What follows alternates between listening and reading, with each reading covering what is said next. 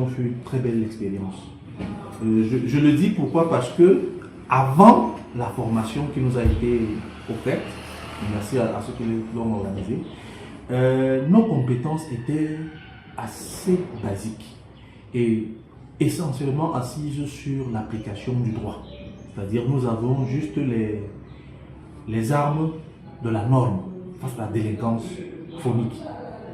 Nous n'avions que le droit. Et c'était à mon avis une approche assez limitée parce que pour combattre un phénomène, il faut d'abord le connaître.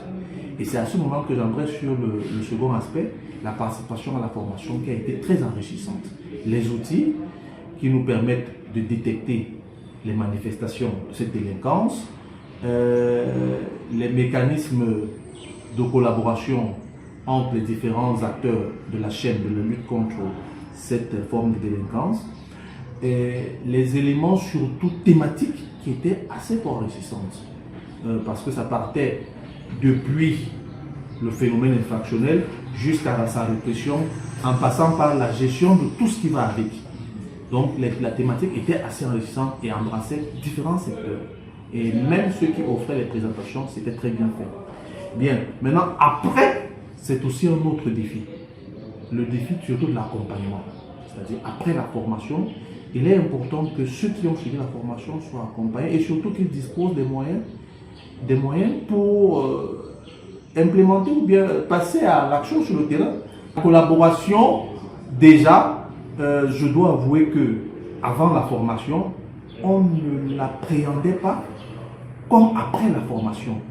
Je ne voyais pas en quoi un gars de la douane ou du commerce allait m'intéresser dans le cadre de la lutte contre la délinquance chronique. Mais une fois arrivé là-bas, nous nous sommes rendus compte que nous sommes en fait des maillons d'une même chaîne. Et nous intervenons à différents endroits pour un même résultat, celui de combattre efficacement un mal qui détruit toute notre société. Bon, malheureusement, après la formation, on retombe dans les travers d'avant, c'est-à-dire que chacun s'isole encore dans son corps et on a comme l'impression qu'on met pas en valeur ce qui nous a été appris.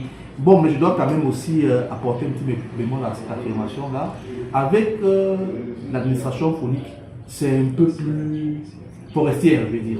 Et c'est un peu plus, phonique et forestière, c'est un peu plus resserré. C'est-à-dire qu'on échange des renseignements, encore qu'avec les nouvelles dispositions, les agents prennent part au processus depuis le déclenchement des poursuites jusqu'aux décisions rendues.